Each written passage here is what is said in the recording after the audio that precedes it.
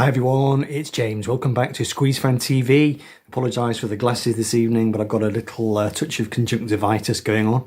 Thought I would spare you having to look at that, so you'll have some bright reflecting glare off my glasses this evening. Never mind. So, song of the day. I put a poll out and Mumbo Jumbo won by a comfortable margin. Great song from East Side Story, long been a favourite. When I was growing up, when I was a kid, I had a couple of problems with side 2 of East Side Story. I've come to love it now, but back then I was 9 years old when this album came out, and I used to find F-Hole and Labeled with Love just a bit boring, really. They weren't songs really that appealed to me as a kid. The side starts really well with Is That Love, but then it's just, the F-Hole, Labeled with Love thing, these two sort of long, quite boring songs I thought at the time. I like them both now. And then the album really picks up with these two tracks, Someone Else's Bell, which is a good song, and then Mumbo Jumbo, which is a really great song. It's to me, it seems like a musical cousin to Piccadilly. It's got that same kind of sprightly, poppy kind of feel to it. More retro though. It's got more of a Buddy Holly kind of feel. I love Gilson's drumming, that sort of percussive stuff he does in the choruses. It does sound like Buddy Holly and the Crickets. I think that was quite deliberate actually. In Song by Song, Glenn says that this is the only song of note that he ever wrote on the road, on tour. He says, I wrote it on a piano in a hotel function room. Almost every song musically on East Side Story, I can point to a set of influences that were working on me, and the chorus is very much like Buddy Holly's Peggy Sue. It definitely has that very retro kind of rock and roll kind of sound. Of course, this was the album produced by Costello, and I think Elvis Costello was always a fan of digging back through musical history and finding touchstones. Obviously, East Side Story is absolutely chock-a-block full of that kind of thing. Lyrically, I think the song is very surreal, off the wall, quite strange, really. I think in my book, I wrote something like it takes a slew of typical Chris Difford imagery and puts it through the blender, or something like that. There's a kind of strange story happening in the song. It seems to be about a woman living in sort of domestic chaos in a flat somewhere with a cat and a Scrabble set, and there's a guy who's sort of maybe trying to fix up a date with her, but things don't go particularly well. She's writing a letter to a one-armed farmer, and then at the end of the song it turns out that she's shacked up with the milkman, and the guy in the meantime, he just seems to be sinking into these reveries. He's recalling school days, playing in the playground with his friends and getting a broken nose, and it's all very strange. There's a strange fractured story going on, and some wordplay in the song which is really off the wall for Chris. I think he says in here, actually, he says, I was trying to impress Elvis Costello, essentially. I was playing with puns, he says. Elvis was brilliant at puns. He was a huge influence on me.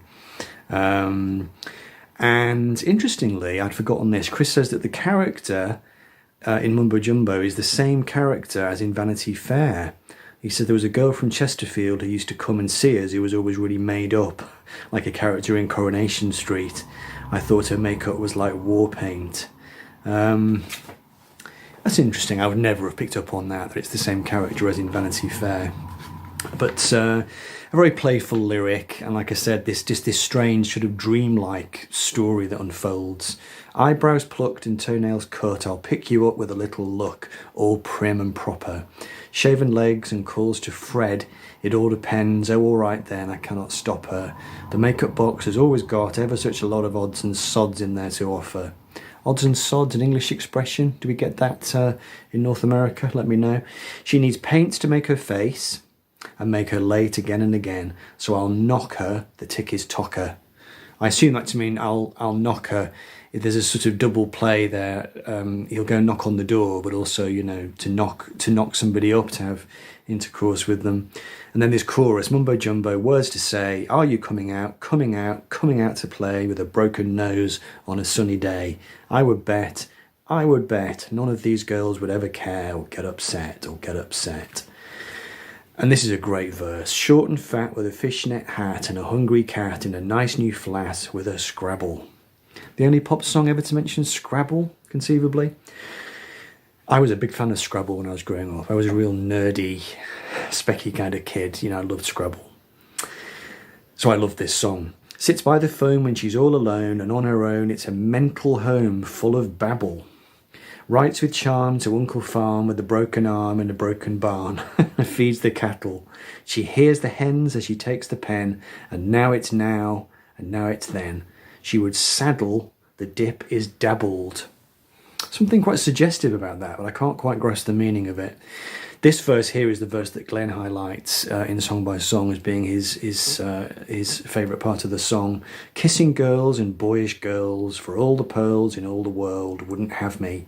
If I had oil and money to spoil, I'd mix with loyal and I'd get some royal little lassie. I'm up at 9, down the line to watch the time till 5:30. I wish they'd sack me.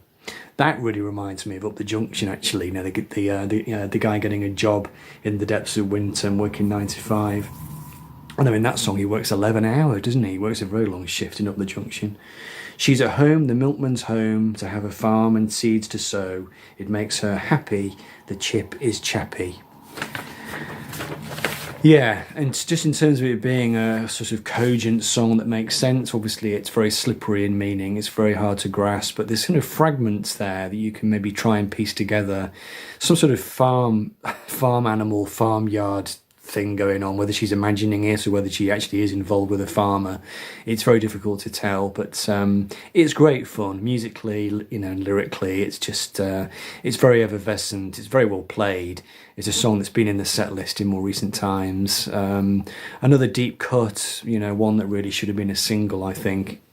Would it have been a hit? Not entirely sure, but it's one of the more upbeat offerings on East Side Story. And like I said, coming after F. Holland, labelled with love, Mumbo Jumbo and Someone Else's Bell seem to really lift the record. Yeah, really nice. Let me know what you think of Mumbo Jumbo. I'm guessing it's going to be a favourite of quite a lot of Squeeze fans. So let me know in the comments. Thanks for watching, and I'll see you in the next video.